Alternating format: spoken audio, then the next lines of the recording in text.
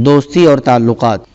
بیٹی، تم ایک سنجیدہ اور محنتی طالبہ بنو، صرف علم و ادب کا حصول ہی ہمیشہ تمہارے پیش نظر رہے۔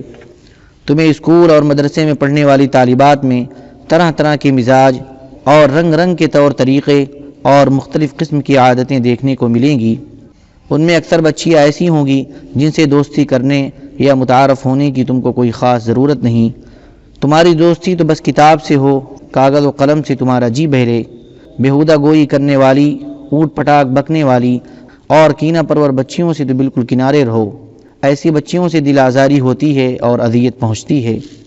بیٹی، میٹھے پیارے بول اور معاملات میں نرمی کا برتاؤ ہی سب سے اچھی عادت ہے۔ اچھا برتاؤ دلوں پر ایسا کام کرتا ہے جیسے زخم پر مرہم، اور میٹھے بول گفتگو میں ایسی شیرینی پیدا کرتے ہیں جیسے مٹھائیوں میں شہد۔ لوگوں سے محبت، ہمدردی اور ہم آہنگی کا اظہار کرو، کیونکہ جس طرح باد نسیم کے خوشگوار جھونکے چمن کے پھولوں سے یا تیز رو شیریں چشمے وادیوں کے سنگریزوں سے اٹکھیلیا کرتے ہوئے گزرتے ہیں، اسی طرح یہ پیاری ادائیں مشام چشم کو معطر کرتی ہوئی دل کے نہا خانوں سے گزرتی ہیں۔ بیٹی، لوگوں سے نہ تو بالکل الگ تھلگ رہو کہ لوگ تم سے نفرت کرنے لگیں اور اپنے سے کاٹ دیں، اور نہ ہی بہت زیادہ لہک کر تپاک سے ملو کہ لوگ تم کو بور کر دیں اور اکتا دیں۔ اس سلسلے میں درمیانی راہ پسندیدہ ہے، لیکن ملنا ملانا جو بھی ہو وہ صرف اور صرف نیک اور اچھی سہیلیوں سے ہی ہو۔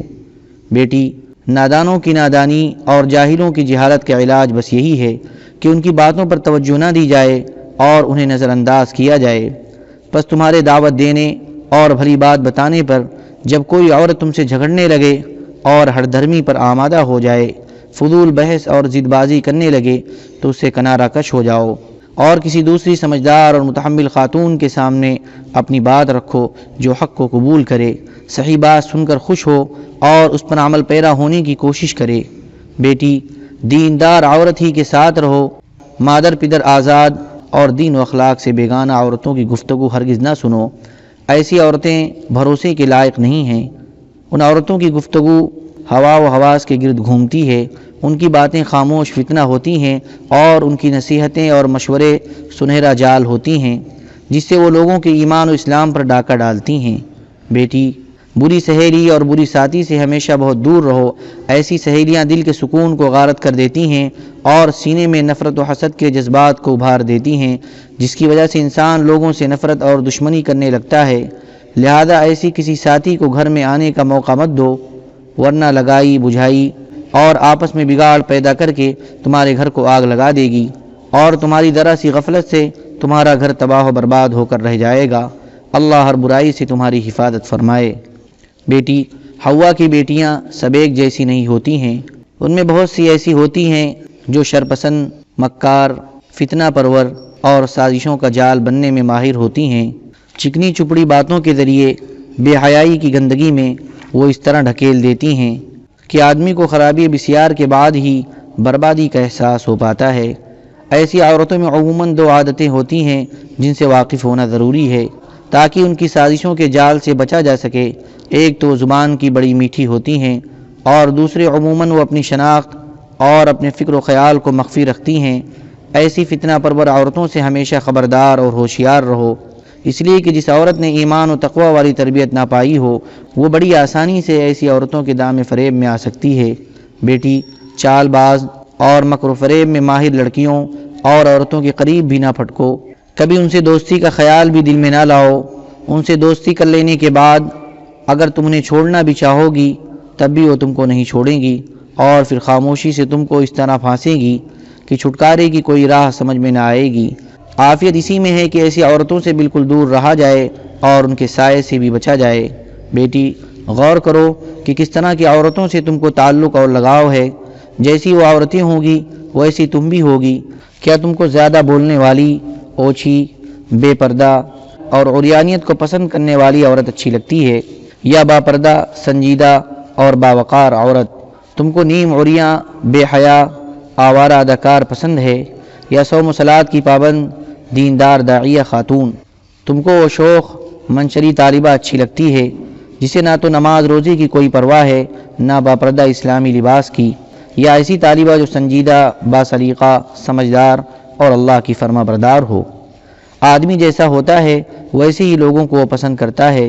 اگر تم کو نیک لوگ اچھے لگتے ہیں تو تم بھی نیک ہوگی، اور برے لوگ اگر اچھے لگتے ہیں تو اس کا مطلب یہی ہے کہ تمہارے اندر بھی برائی پائی جاتی ہے۔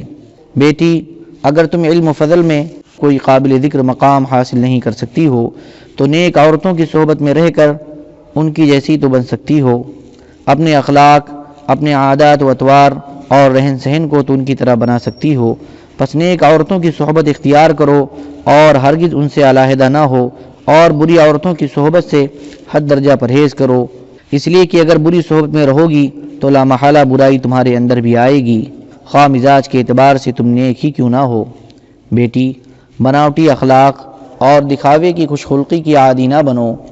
آج عورتوں میں یہ کمی بکثرت دیکھنے کو ملتی ہے۔ جب کسی مجلس یا تقریب میں جانا ہوتا ہے یا باہر کی عورتوں سے ملاقات ہوتی ہے تو مسکرا کر بڑے اتفاق سے ملتی ہیں، اور جہاں گھر میں داخل ہوئیں تو بناوٹی مسکراہٹ اور دکھاوٹی خوش خلقی کو جھٹ اتار پھینکتی ہیں، اور گھر میں شوہر اور بچوں کے لیے وہی روکھا پھیکا چہرہ اور بگڑے تیور لوٹ آتے ہیں۔ بناوٹ اور دکھاوے سے پرہیز کرو، ہمیشہ نارمل اور فطری انداز میں رہو، بول برتاؤ ہر ایک سے اس طرح درست رکھو جیسے اسلام نے اس کا حکم دیا ہے۔ بیٹی، کیا تم کبھی اپنی کسی سہیلی کے ساتھ مل کر یہ طے کرتی ہو کہ دونوں مل کر کچھ اچھے کام کی شروعات کرو گی؟ کیا اس کے سامنے کوئی مفید پروگرام یا تجویز رکھتی ہو؟ مثال کے طور پر، کیا کبھی تم اور تمہاری کسی سہیلی نے مل کر آپس میں یہ طے کیا ہے کہ تمہاری آپسی ملاقات غیبت اور چغلی کے گناہ سے خالی ہوگی؟ تم میں سے کوئی بھی کبھی اپنے ساتھی کے اندر کافر، بے دین یا فاسق و فاجر عورتوں کے طور طریق اور ان کے غیر اسلامی فیشن کی نقالی کو برداشت نہیں کرے گی، اور نہ ہی یہ برداشت کرے گی کہ اس کے ساتھی کی زبان سے طالبات کے ماحول میں چلے ہوئے وہ جملے یا ڈائلاگ نکلیں جنہیں دین متین پسند نہیں کرتا۔ کیا تم نے آپس میں کبھی یہ طے کیا ہے کہ دونوں کا سلام اور ملاقات کا انداز خالص اسلامی ہوگا، وغیرہ وغیرہ؟ بیٹی، تم جب اپنی کسی سہیلی کو غلط اور گمراہ کن خیالات کا شکار دیکھو اور تم اسے ان غلط خیالات سے نکالنا چاہو تو سب سے پہلے تم اس کے سامنے اس کے خیالات کی غلطی کو واضح کرو، اور پھر اس کے ساتھ ہی صحیح بات بھی اس کے سامنے رکھو۔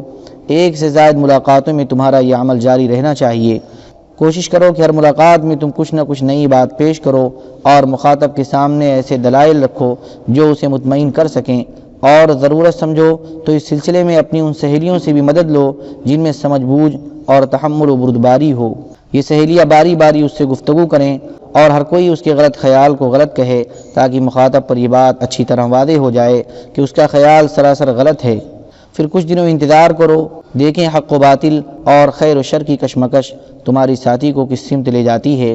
اگر وہ حق کی طرف واپسی کرتی ہے تو کیا کہنے، اور اگر وہ حق سے منہ موڑتی ہے تو تم بھی اس سے کنارہ کش ہو جاؤ، اس لیے کہ اس کا دل سخت ہو چکا ہے۔ اللہ تعالی ہم سب کو اپنی بچیوں کی تربیت کرنے کی توفیق عطا فرمائے اور ان کو دونوں جہان میں کامیاب فرمائے۔